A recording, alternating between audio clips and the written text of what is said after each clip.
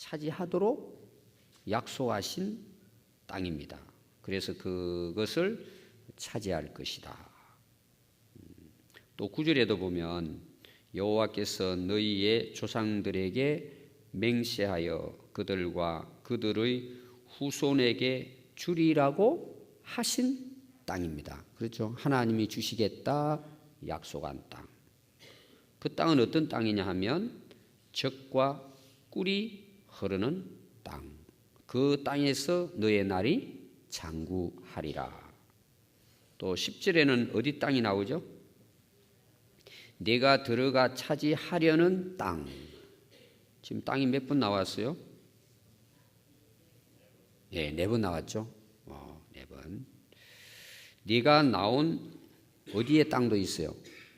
애굽 땅도 있습니다. 애굽 땅에 살았습니다. 이스라엘 백성들이. 그런데 하나님이 차지하리라고 한 땅은 네가 나온 애굽 땅과는 같지 않다는 거예요. 애굽 땅하고. 애굽 땅이 굉장히 기름집니다. 왜 그럴까요? 거기에 유명한 강이 흐릅니다. 나일강입니다. 그래서 애굽의 젖줄이라 그러죠. 그래서 애굽 그러면은 이 나일강이 있기 때문에 애굽이 풍요롭죠. 그런데 애굽 땅과 같이 아니하니 거기에서는 하나님이 약속한 땅이죠.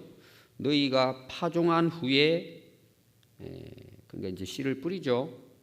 뿌리고 난 다음에 물을 줘야 되잖아요. 자라려면. 발로 물대기를 채소밭의 댐과 같이 하였거니와. 발로 물대기입니다. 이게 뭘까요? 수차입니다. 수차. 옛날에는 발로 가지고 이제 밟으면은 그 바구니 같은 거 이렇게 매달아 가지고 거기 물이 이제 물레방아처럼 아시죠? 이게 돌아가면서 이제 물이 밭에 이제 공급이 되는 거죠. 그 채소밭에 댐과 같이 하였다. 댐 아시죠?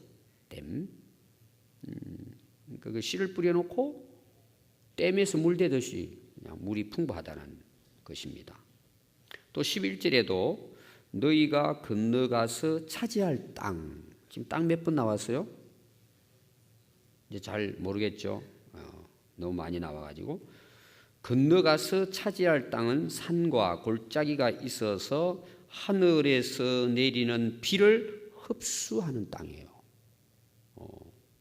그러면 진짜 좋은 땅은 비가 내렸을 때 그걸 잘 이렇게 스폰지처럼 잘 흡수해서 그걸 가지고 있어야 돼요, 땅이. 그냥 비가 와가지고 그냥 흘러내려가 버리면은 소용이 없잖아요. 근데 땅을 잘 흡수한다는 거예요. 흡수하는 땅. 또 12절에도 나오죠. 네 하나님 여호와께서 돌봐주시는 땅이에요. 그냥 비만 촉촉히 내려서 땅이 흡수하는 것이 아니고 하나님 여호와께서 돌봐주시는 땅입니다. 돌봐주시는 땅.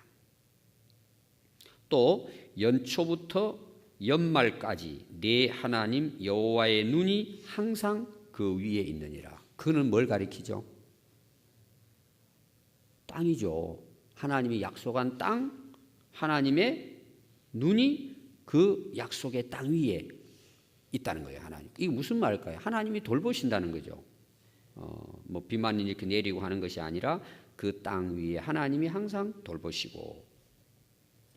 13절에 내가 오늘 너희에게 명하는 내 명령을 너희가 만일 청종하고 너희의 하나님 여호와를 사랑하여 마음을 다하고 뜻을 다하여 섬기면 14절입니다. 여호와께서 너희의 땅, 또 땅이 나오죠. 몇 번 정도 땅이 나왔을 것 같아요. 이제 헤아리기가 좀 어렵죠? 너무 많이 나오죠. 이른 비, 늦은 비를 적당한 때에 내리시리니 너희가 곡식과 포도주와 기름을 얻을 것이요. 수확을 잘했다는 뜻입니다. 또 가축을 위하여도 들의 풀이 잘 자라게 하시리니 네가 먹고 배부를 것이라. 또 17절에도 여호와께서 너희에게 진노하사 하늘을 닫아 비를 내리지 아니하여 땅이 소산을 내지 않았다.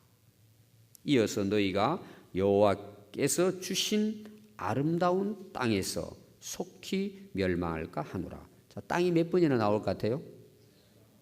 10번. 잘 헤아려 보시기 바랍니다. 일단 땅이 많이 나오죠. 하나님이 약속한 땅이라는 거예요. 하나님이 약속한 땅. 그러니까 이 땅은 하나님의 명령을 잘 지켜 행하면, 그래서 8절 말씀해 보시면 오늘 너희에게 명하는 모든 명령을 지키라는 거예요. 하나님 명령을 잘 지키라는 것입니다. 그리하면 너희가 강성한 나라가 되고 너희가 건너가 차지할 땅을 차지하겠다는 것입니다. 자, 우리가 이제 이스라엘 백성들이 그 애굽을 출발해 가지고 홍해를 건너서 광야길을 갑니다. 여러분, 광야에 길이 있을까요, 없을까요?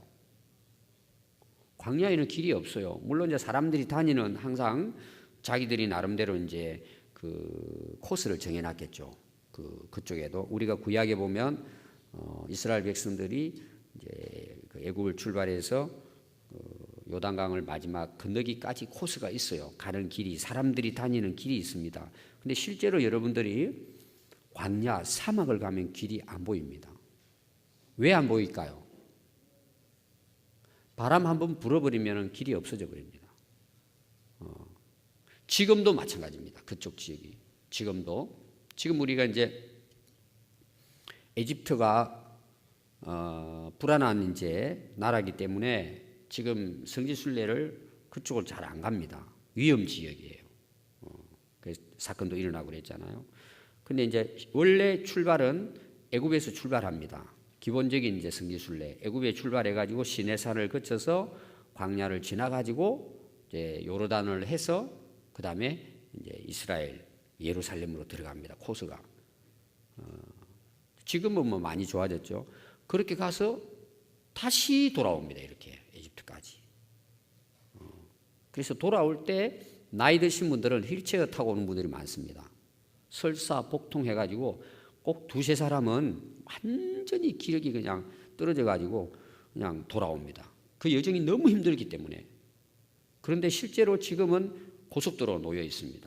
우리나라처럼 고속도로가 아니요 거의 뭐 그냥 중앙선 없는 거의 아마 그 2차선이 중앙선이 없는 1차선 왔다 갔다. 근데 사막은 모래잖아요. 바람이 불기 시작하면 길이 없어져 버립니다. 왜 그럴까요? 다 덮어버려요. 저도 거의 굉장히 오래됐습니다. 우리 이제 지방에서 목사님들이 같이 가는데 이 모래바람이 얼마나 무서운지요. 중간중간에 보면은 거의 집이 없지만 중간중간에 보면 집들이 하나씩 있습니다. 이렇게. 근데 거의 대부분 집들은 이 담 있죠. 담을 굉장히 높이 이제 쌓아놨습니다. 근데 실제로 우리가 오는 가운데 모래바람이 불기 시작하는데 담이 없어져 버리는 거예요. 왜 없어질까요? 모래바람이 불기 시작하는데 눈 쌓이는 것처럼요. 그보다 훨씬 더 빨리 쌓입니다. 모래가. 그냥 사람이 어떻게 모래를 붓는 것처럼 막 불어 해가지고 이 담을 넘는 거예요. 모래가. 그 다음에 너무 심하면 집을 덮어버리는 거예요. 그래서 가다가 길이 막히는 이유가 뭐냐? 모래바람 때문에 그냥 길인지 사막인지 표가 나지 않습니다. 그러면 차가 스톱해요. 그러면 3시간, 4시간, 5시간을 기다려야 합니다. 왜 그럴까요? 불도저가 와야 됩니다. 앞에서 쫙 눈 치우듯이 치워주지 않으면 차가 갈 수 없어요. 이게 사막의 길입니다. 그럼 그 길을 통과해서 하나님이 약속한 땅에 들어가야 합니다. 어떻게 들어가요? 길을 모르는데. 하나님은 그 길을 인도하시는 거예요. 그럼 그 길을 어떻게 하나님이 인도하실까요? 그 길은 하나님이 명령하시는 대로 순종하면 이 약속의 땅에 들어간다는 것입니다. 그런데 자기들이 우리가 원하는 대로, 우리가 생각하는 대로 길을 간다. 어떨까요? 길을 잃어버립니다. 그게 광야예요. 그래서 하나님께서 이스라엘 백성들을 어떻게 인도하시죠? 낮에는 구름 기둥으로, 밤에는 불 기둥으로 앞서 가시며 먼저 우리의 길을 인도하시고, 우리가 앞에 절에 봤죠. 뭘 칠 곳을 앞서가시며 준비해요? 기억나십니까? 장막 칠 곳이에요. 가다가 이제 저녁이 되면 쉬었다가 또 출발하고 하니까 하나님이 항상 앞에 가면서 인도하시니까 이스라엘 백성들은 하나님이 명령하신 대로 순종하고 가면 그 험악한 사막길도 지나서 하나님이 약속한 땅에 들어간다는 것입니다. 그것이 이스라엘 백성들의 광야 생활이라고 볼 수 있고 오늘 우리가 살아가는 인생길에도 우리가 하나님의 명령을 따라서 순종하고 가면 하나님께서 우리의 앞서 가시면서 장막 칠 곳을 예비해 주시고 우리의 길을 잃지 않도록 하나님이 우리의 선한 목자가 되셔서 앞서 인도하시는 그 믿음으로 오늘도 우리가 살아갈 때 하나님이 우리가 가야 할 길을 인도하실 뿐만 아니라 약속의 땅에 거하게 하신다. 아멘. 그 땅에 대한 내용이에요. 계속해서 중요한 것은 뭐냐 그러면요 12절입니다. 땅 중에서도 중요하게 우리가 봐야 될 부분이 물론 그 땅이 비도 흡수하고 여러 가지 좋은 땅이 될 수 있지만 그 땅은 네 하나님 여호와께서 돌봐주시는 땅입니다. 가장 중요한 것은 예를 들어서 이스라엘 백성들이 여러분 실제로 이스라엘 나라 딱 가보면은요 우리가 생각하는 젖과 꿀이 흐르는 땅이 아닙니다. 오늘 거기 말씀해 보시면은 산과 골짜기가 있어 그러죠. 우리나라 이렇게 좋은 산과 골짜기로 생각하면 아주 실망합니다. 그 산도 아니에요. 여러분 예수님 시대에 감람산 나오죠. 뭐 호렙산 이런 거 나옵니다. 시내산 가다가 이제 나오는 또 뭐 헬몬산 이 산들이 많이 나옵니다. 특별히 이제 우리가 예루살렘 성이 있는 그 지역이 시온산이고 그 옆에가 감람산입니다. 여러분들이 가면은 그게 산이 아니고 언덕이에요. 여러분 겟세마네 동산 그러니까 막 우리나라 산을 생각해가지고 좀 올라가가지고 그런데 언덕이에요 언덕.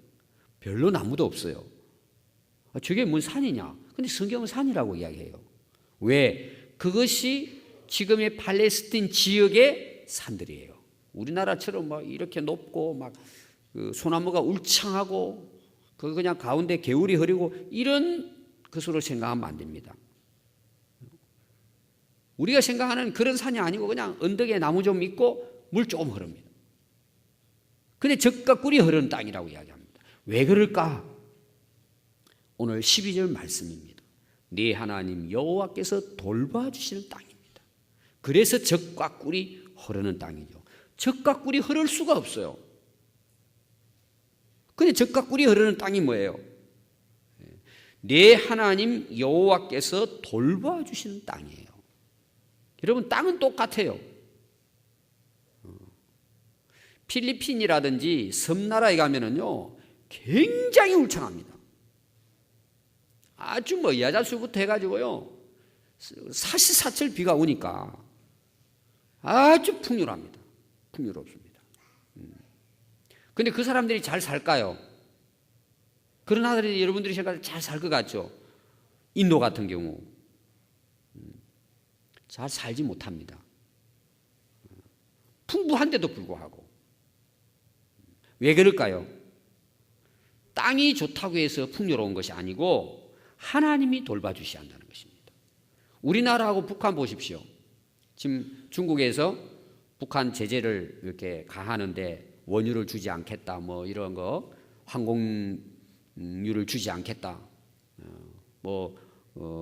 강물 수입하지 않겠다 뭐 이런 지금 이야기들이 나오잖아요. 북한의 지하 자원은 우리하고 비교할 수 없이 많습니다.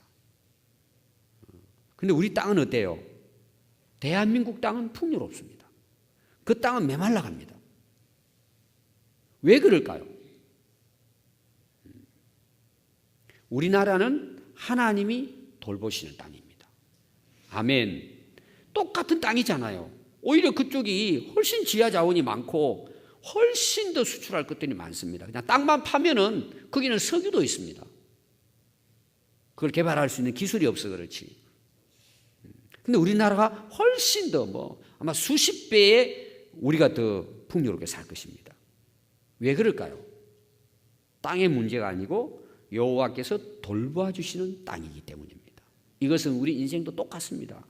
저분은 그렇게 뭐 대단하지도 않는데, 우리가 봤을 때는 그렇게 훌륭하지 않는데 참 행복해 삽니다. 즐겁게 살고 뭐 복되게 삽니다. 아름답게 삽니다. 왜 그럴까요? 그 가정은 하나님이 돌보시는 가정입니다. 아멘. 중요한 것은 그 땅을 누가 돌봐주시냐는 거예요. 하나님이 돌봐주시는 땅. 여러분들의 가정도, 여러분들의 인생도 하나님이 돌보시는 인생이 되면 그것이 적과 꿀이 흐르는 복된 인생이 되는 것입니다. 그래서 하나님의 눈이 항상 그들 위에 있는 거예요.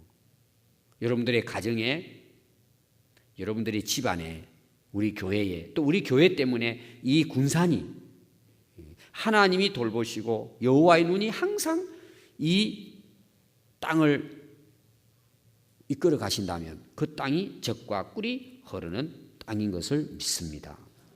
그러기 위해서 13절에는요, 내가 오늘 너희에게 명하는 내 명령을 너희가 만일 청종하고 너희의 하나님 여호와를 사랑하여 마음을 다하고 뜻을 다하여 섬기면, 이게 계속 나옵니다. 신명기는 이거 명령하는 겁니다. 하나님께서 만일 내 말을 청종하고 살면, 14절의 약속입니다. 여호와께서 너희의 땅입니다. 이른 비와 늦은 비를 적당한 때에 내리시리니. 오늘 제가 정말 말씀드리고 싶은 것은 적당한 때입니다. 따라서 적당한 때. 뭘 내리죠? 비를 내리는데 어떤 비를 내려요? 이른 비와 늦은 비예요. 자, 때에 대해서 먼저 말씀을 드리겠습니다. 이 적당한 때는 누구의 때일까요? 하나님의 때입니다. 내 때가 아니에요. 우리 인생이요, 진짜 아름답고 복되려면은 하나님의 때를 따라야 합니다. 그 하나님의 때가 뭐예요? 내 인생의 가장 적당한 때예요. 그걸 아는 것이 지혜예요. 하나님의 때가 있는 거예요. 하나님의 때가. 그럼 우리는 그 때를 모르지 않습니까? 그럼 그 때를 우리가 어떻게 그 때를 우리가 알고 누릴 수가 있을까요? 그것이 바로 하나님의 말씀을 청종하고, 그리고 하나님이 약속하신 때를 믿고 기다리는 거예요. 그럼 때는 기다려야 합니다. 때는 그냥 내가 원한다고 딱 오는 게 아니라 아무도 모르니까 그 때는 기다리는 자에게 주어집니다. 기다리는 자에게. 어떻게 기다려요? 하나님의 말씀을 청종하고 그 말씀을 순종하면서 기다리는 거예요. 끝까지 기다리는 겁니다. 저는 이 요셉을 좋아하고 다니엘을 좋아해요. 특히 요셉. 한번 보십시오. 요셉이 간 애굽 땅은 뭐예요? 요셉 입장에서는 지옥이에요. 죽음의 땅이에요. 요셉에게는. 보세요. 종으로 갑니다. 억울하게 감옥에 갑니다. 고생의 땅입니다. 고통의 땅이고 절망의 땅이 애굽입니다. 요셉에게는 팔려가잖아요. 그럼 마지막에는 이제 억울하게 감옥에 갇힙니다. 근데 인생 끝난 거예요. 근데 요셉은 어떻게 할까요? 절망할까요? 자결할까요? 하나님의 때를 기다리는 거예요. 왜 기다릴까요? 하나님이 보여주신 거예요. 비전을 보여주신 거예요. 감옥에 가서도 요셉은 포기하지 않아요. 그리고 자기 오늘 주어진 삶에 최선을 다하는 거예요. 또 하나님을, 그런 절망스러운 땅에서도 하나님을 섬기는 걸 포기하지 않아요. 끝까지. 하나님의 때가 와요, 안 와요? 그럼 우리 입장에서는 어때요?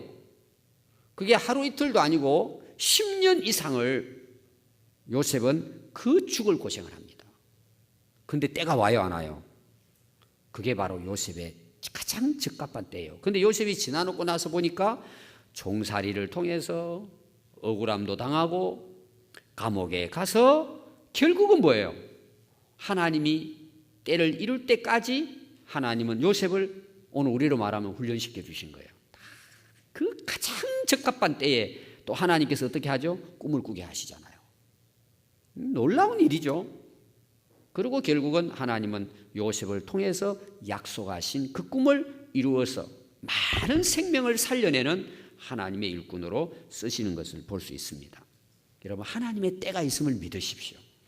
우리는 그 때까지 가장 적당한 때에 하나님을 이루십니다. 그러니까 여러분들이 너무 앞서가도 안 되고 너무 뒤쳐도 안 돼요. 그 때를 따라서. 근데 거기 보니까 농사를 짓는데 가장 적합한 때에 이른 비와 늦은 비가 온다는 것입니다. 여기 이른 비는 가을비입니다. 우리나라하고 팔레스틴 지역하고 그 농사 계절이 반대입니다. 우리는 봄에 씨를 뿌리는데 이스라엘 지역은 기온이 우리하고 다르기 때문에 가을 한 10월경 되면은 씨를 뿌립니다. 그때. 그럼 씨를 뿌려놨는데 보니까 비가 오는 거예요. 씨를 뿌려놓고 비가 다 오는 거예요. 이게 이른 비예요. 그러니까 싹이 나요, 안 나요? 금방 싹이 나서 자라기 시작합니다. 그 다음에 늦은 비입니다. 이거는 오늘 우리나라로 말하면 봄철이에요. 3월, 4월에 오는 비입니다. 우리나라로 말하면 봄비예요. 그럼 이때가 언제냐? 막 수확하기 전에 한참 이제 열매가 한참 이제 그 물을 먹고 자라야 되잖아요. 근데 그쯤 돼가지고 비가 막 쫙 오는 거예요.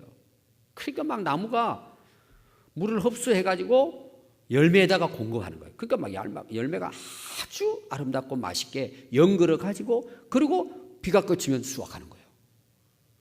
자, 우리나라도 한번 보십시오. 가을 정도 돼가지고 거의 이제 그 열매를 맺을 때쯤 되면 막 태풍 불고 바람 불어버리면 쓰러져 버리죠. 여러분, 때에 맞추어서 오는 비가 이른 비와 늦은 비예요. 우리 인생도 똑같습니다. 하나님께서 비를 내리지 않으면 농사를 지을 수 없는 것 같이 우리 인생의 원리도 똑같습니다. 하나님께서 가장 적합한 때에 이른 비와 늦은 비를 주시지 않으면 우리 인생 살 수 없습니다. 한번 보십시오. 씨를 뿌려야 되는데 비가 오잖아요.